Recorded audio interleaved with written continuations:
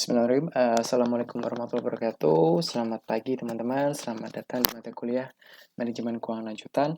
Untuk hari ini kita akan belajar yang namanya Behavioral Finance atau Behavior Finance. Atau dalam bahasa Indonesia adalah perilaku keuangan. Apa sih perilaku keuangan itu? Oke, sebelum kita menginjak tentang studi-studi empiris yang ada di Behavioral Finance atau yang ada di perilaku keuangan, kita harus tahu terminologi awalnya dulu. Jadi pada awalnya investor itu melakukan investasi tidak hanya menggunakan estimasi prospek instrumen investasi, tetapi faktor psikologis juga ikut menentukan. Jadi tidak dilihat dari sisi fundamentalnya saja teman-teman, tidak dilihat dari financial performance, tapi di situ ada faktor psikologis seorang investor dalam melakukan investasi. Dan itu lebih dekat ke sisi analisis teknikalnya. Terus berbagai pihak menyatakan bahwa faktor psikologi investor ini mempunyai peran yang paling besar dalam berinvestasi. Nah, ini adalah faktor psikologis dianggap memang paling besar faktornya terhadap investasi dibandingkan dari sisi fundamental tadi atau financial performance. Terus di situ salah satu contoh yang cukup menarik melihat adanya rasional terikat atau bounded rationality dalam berinvestasi. Jadi ada namanya rasa-rasa atau pemikiran-pemikiran rasional seorang investor yang terikat. Artinya di situ dia mempunyai preferensi atau punya namanya risk appetite atau selera risiko yang mereka terikat pada diri mereka masing-masing.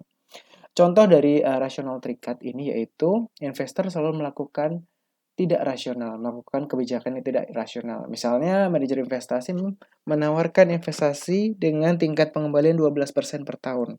Ada teman investor menawarkan investasi yang sama dengan tingkat pengembalian 11% per tahun. Investor akan lebih memilih yang ditawarkan oleh manajer investasi yang ditawarkan temannya. Jadi, ada namanya kepercayaan, faktor trust di situ ya. Ketika teman-teman ada dihadapi oleh pilihan bahwa ada seorang manajer investasi, dia pengembalian atau return dijanjikan 12%. Tapi teman-teman punya teman nih yang dia menjanjikannya 11%. Padahal kalau dilihat logikanya, itu kan lebih sedikit dibandingkan seorang manajer investasi. Tapi kalian lebih memilih teman kalian karena tadi ada keterikatan secara emosional sehingga pemikiran-pemikiran atau analisis yang sifatnya rasional itu akan tersisih. Nah, terus kemudian ada namanya perilaku keuangan ini sangat dikenal dengan berbagai pihak akademis setelah Solvik tahun 1969 dan 1972 di mana menemukan aspek psikologis dalam investasi dan stockbroker. Stockbroker artinya di situ adalah tahun 69 dan 72 itu kalau kita melihat di Wall of Wall Street ya ada di Amerika sana tidak hanya aspek yang sifatnya theoretical atau aspek-aspek fundamental tadi yang dilihat, aspek psikologis juga mempengaruhi stock broker juga mempengaruhi. Mungkin teman-teman bisa melihat contohnya teman-teman bisa melihat salah satu film yang ada di mungkin Wolf of Wall Street, terus ada film Wall Street, terus ada Moneymaker. Itu beberapa film yang memang merepresentasikan bahwa psikologis manusia itu sangat berpengaruh terhadap pengambilan keputusan mereka. Tversky and Kahneman tahun 1974, mereka menyampaikan penilaian tentang kondisi ketidakpastian yang menghasilkan heuristical atau bias. Kahneman dan Tversky itu dia memunculkan namanya teori prospek pada tahun 1992 di mana teori prospek lanjutan juga dilakukan oleh mereka di mana ada juga penelitian tentang Taylor tentang mental accounting, terus ada Severin dengan berbagai tulisannya untuk mengembangkan perilaku keuangan dalam sebuah buku Beyond the Greed and Fear. Jadi ini teman-teman kalau kalian pernah membaca buku Beyond Greed and Fear ini cukup bagus punya Severin di mana itu banyak mengulas tentang yang namanya ketakutan dan keserakahan. Jadi manusia itu kan punya dasar itu ya. Manusia itu kan manusia di mana dia tidak ada rasa puasnya, di mana itu dia greedy, dia itu rakus. Nah, tetapi di sisi lain dia juga punya ketakutan. Nah, itu mempengaruhi yang namanya seluruh tindakan dia. Terus Bond juga melakukan menguraikan tentang potret investor individu. Terus si Stedman, Corper, dan Niche itu dan Forbes dia melakukan perilaku keuangan dari sisi yang lain. Ini ada penelitian-penelitian empiris yang teman-teman bisa kaji lebih lanjut. Terus terminologi awalnya juga ada namanya satu penggagas ya tadi saya bilang Kahneman dan Tversky tahun 1979 di mana dia memperkenalkan teori prospek di mana itu ada ekspektasi, ada namanya asset integration, ada risk aversion. Dalam teori prospek memisalkan dua tahap proses. Pertama adalah tahap perbaikan atau editing phase. Merupakan tahapan analisis awal atas prospek yang ditawarkan. Hasil tahapan ini representasi prospek yang sederhana. Fungsi tahapan ini untuk mengorganisasikan dan memformulasikan opsi yang ada sehingga memudahkan melakukan evaluasi dan pilihan.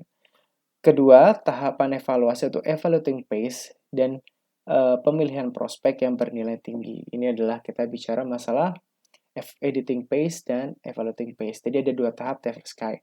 Yang itu membahas tiga tahapan yang awal tadi. Ada namanya ekspektasi, ada namanya asset integration, dan juga ada namanya risk aversion. Nah, faktor-faktor psikologis ini mempengaruhi berinvestasi dan hasilnya yang akan dicapainya. Jadi semua itu bergantung pada berapa sih faktor psikologis yang mempengaruhinya. Makanya kalau teman-teman ini sudah masuk di dalam dunia investasi, khususnya teman-teman sudah mendaftar di sekuritas ya, atau mendaftar di salah satu platform sekuritas. Nah, biasanya mereka itu ada namanya risk profiling.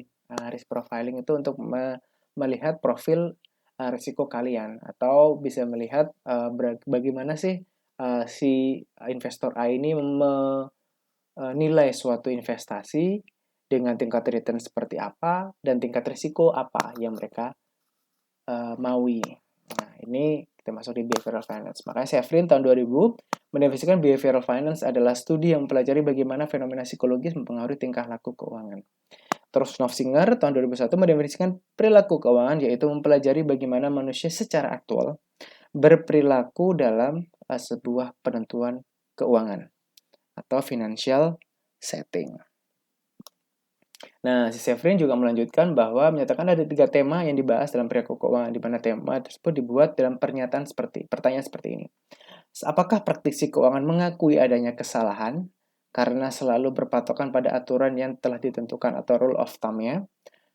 Dan kedua pertanyaan adalah apakah bentuk termasuk inti persoalannya atau substance mempengaruhi praktisi? Ketiga adalah apakah kesalahan dan kerangkai mengambil keputusan mempengaruhi harga yang dibangun pada pasar. Jadi ini tiga pertanyaan mendasari bahwa apakah seorang praktisi keuangan itu dia strict to the point pada rule of thumb yang ada, ataukah dia masih memikirkan faktor-faktor eksternal lainnya, dan apakah itu substansial permasalahan itu terhadap seorang praktisi, dan apakah ada kerangka pengambilan keputusan dalam membangun atau menilai suatu pasar. Penelitian empiris lainnya adalah Stedman melakukan penelitian tentang mengenai volume perdagangan dengan overconfidence.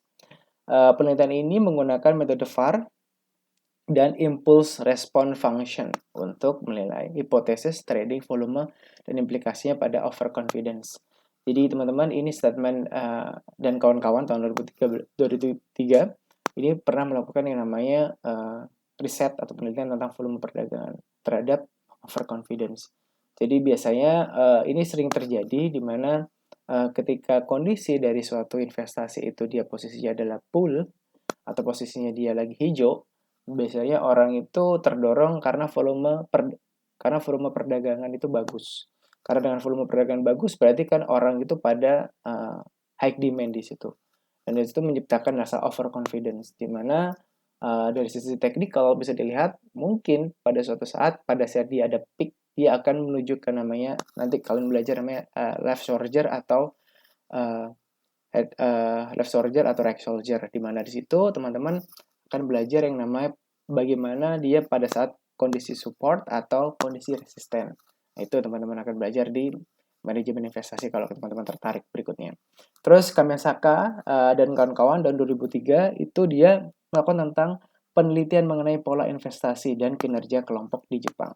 Macmillan dan Gardner ada penelitian tentang pembandingan investor konvensional yang memiliki tanggung jawab sosial Terus Mattfield itu melakukan penelitian mengenai tipe investor dan investasi. Penelitian ini melakukan kepada 5 besar klasifikasi kepribadian: neurotic, extraversion, openness to experience, agreeableness, dan constitutiveness. Nah, jadi ini adalah suatu hal yang memang lagi sifat-sifat psikologis dasarnya kita tentang psikologis kepribadian ya, itu dimasukkan dalam instrumen atau dimasukkan dalam variabel penelitian. Ini referensi dari beberapa yang kita sudah sampaikan di depan. Nah, kita masuk di behavioral finance lebih lanjut. Jadi dalam gambaran behavioral finance itu seperti ini teman-teman. Di situ ada namanya sisi psikologis, ada namanya sisi sosiologi, ada sosial psikologis, ada namanya economic, di situ ada namanya finance, dan ada economics, investing, dan behavioral accounting. Jadi menurut gambaran disiplin ilmu oleh Ricciardi, ini dia menemukan bahwa behavioral finance adalah seluruh gabungan beberapa disiplin ilmu di sini. Nah, dia menjadi satu, menjadi behavioral finance. Nah, psikologis and behavioral finance itu sebenarnya didasari oleh dasar-dasar psikologis dasar. Jadi ada namanya limbic system, ada namanya cortex, ada recumbent part. Jadi kalau kalian belajar di psikologi dasar itu secara struktur manusia atau otak manusia itu kan terdiri dari tadi ada limbic systemnya, ada cortex, ada recumbent part. Jadi di mana orang limbic system itu dealing with emotion. Jadi kalau kita punya limbic system yang kita punya di otak kita ini, dia lebih dekat dengan atau lebih berpengaruh terhadap namanya emosi. Cortex bagian depan ya, main cortex dia deal with logic. Jadi dia lebih ke arah logiknya. Terus recumbent part dia deal with body function. Jadi teman-teman kalau dalam suatu struktur otak ini kan punya kegunaan masing-masing ya. 3 gunaan ini yang mendasari yang namanya risk aversion, risk prevention, atau pursuit to reward of reward. Jadi dia mencari yang namanya keuntungan atau hadiah, atau dia untuk menghindari yang namanya kegagalan.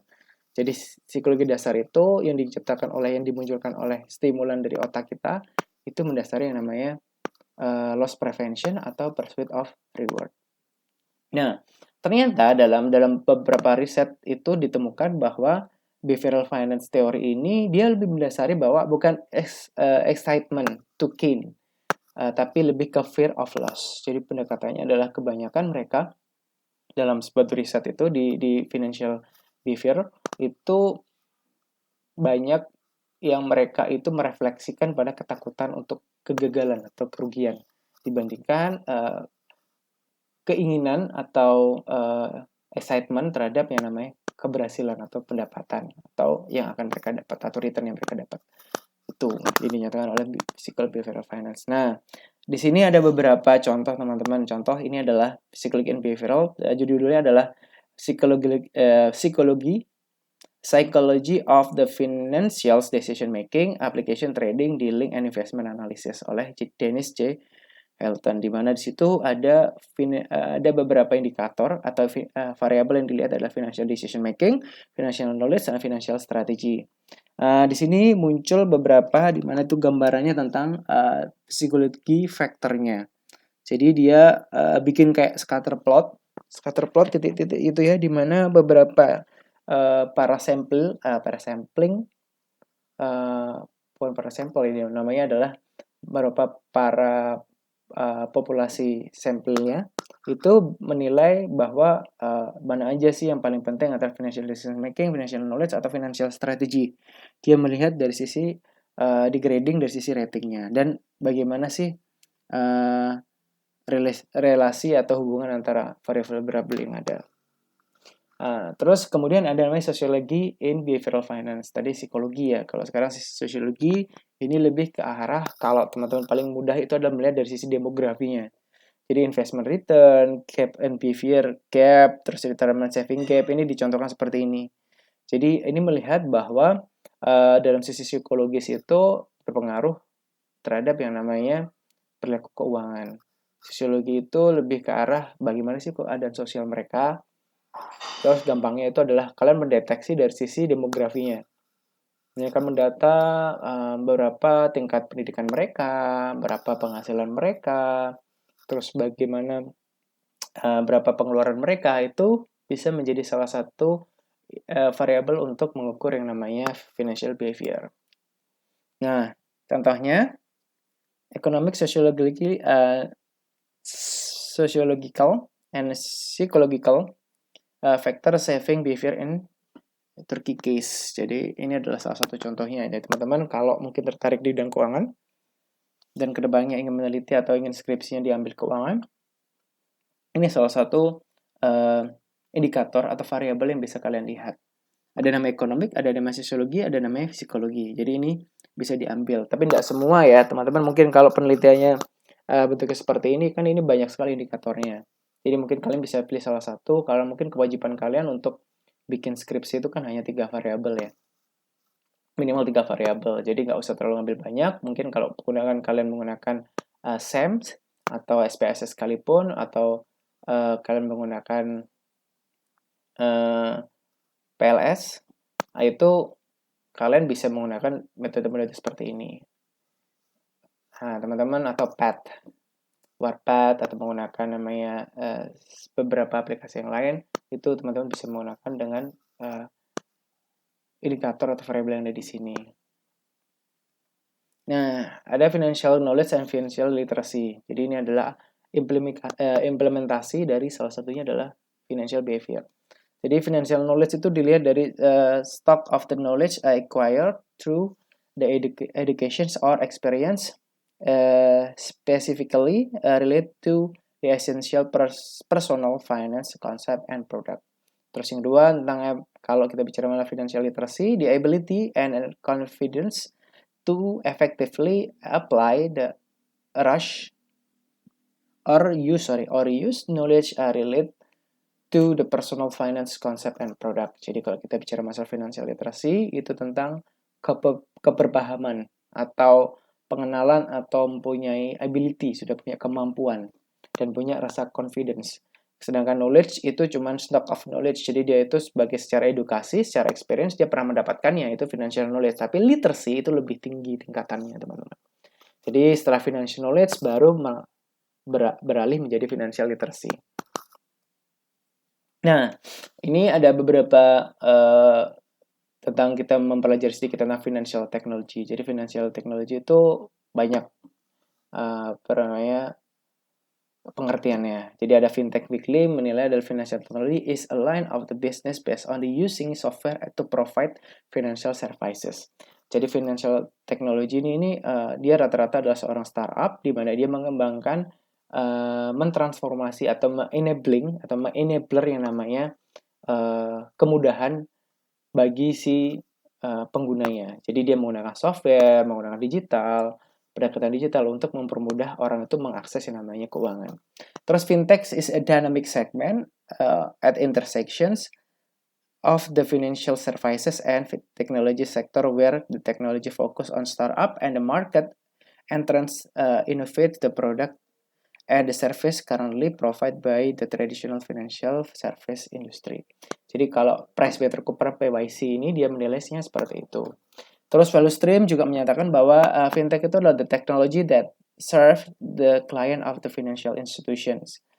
Nah, jadi dia tuh untuk melayani atau membantu yang namanya financial institution yang ada.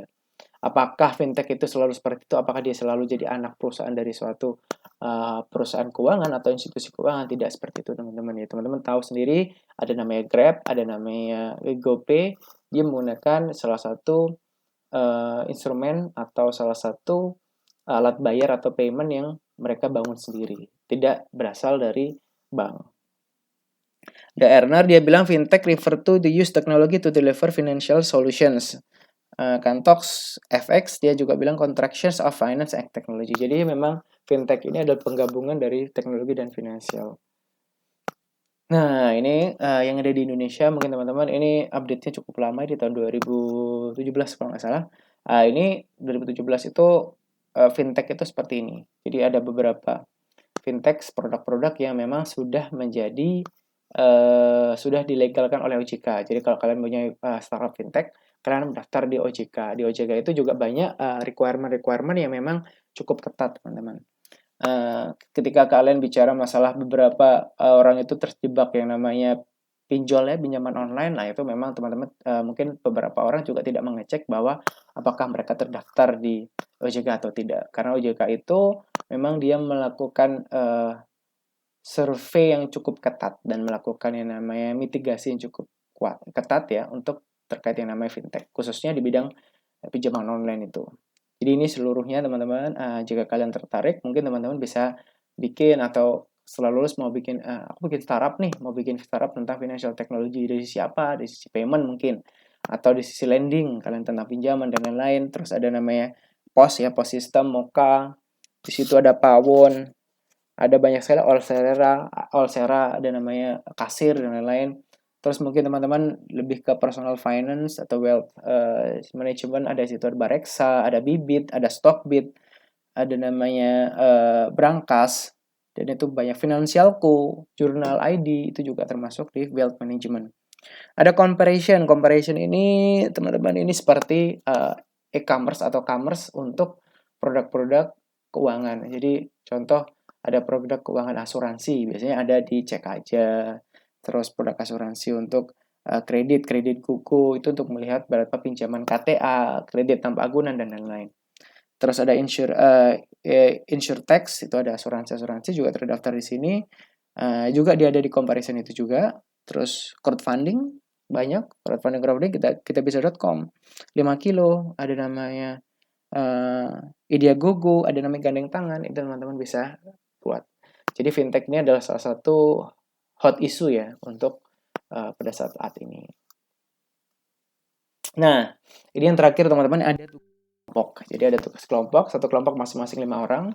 Terserah kalian pilih masing-masing. Terus itu buatlah review tentang artikel behavioral finance dengan satu artikel internasional dan satu nasional. Baik open source jurnal OJS, jadi nanti open source jurnal mungkin kalian bisa melihat, kalau di manajemen ada namanya MEBIS ya. Terus mungkin bisa melihat di artikel yang lain. Close source jurnal ada Sage, ProQuest dan lain-lain. Terus ada namanya ini formatnya TNR, Times New Roman, ukuran 12, spasinya 1. Deadline-nya ini saya lupa, belum saya ubah. Jadi deadline-nya ini nanti tanggal akan di tanggal sekarang tanggal 27 ya, tapi 2021. Kalau sekarang kan di tanggal 25 ya, jadi 27 tanggal 2021 paling kemudian di malam dikumpulkan perwakilan kelompok saja di ilmu Jatim. Kalian buat presentasi juga, dikumpulkan juga PPT atau PDF, monggo. Terus kemudian presentasi dan review terbaik akan dipresentasikan di minggu terakhir atau minggu depannya. Nanti saya akan pilih itu di tanggal mungkin di akhir di hari Jumatnya. Hari Jumat akan saya pilih mana presentasi dan review terbaik dan akan dipresentasikan di akhir perkuliahan. Jangan lupa nanti formatnya akan saya share di saya share di ilmu apa aja yang perlu dikumpulkan. Yang pertama adalah kalian mengumpulkan review artikelnya, pasti dengan artikelnya ya, baik itu internasional dan nasional. Kalian buat presentasinya, jadikan satu saja dalam satu presentasi, terus dikumpulkan. Oke, itu saja teman-teman yang bisa saya sampaikan untuk hari ini. Terima kasih atas atensinya. Saya akhiri. Wassalamualaikum warahmatullahi wabarakatuh.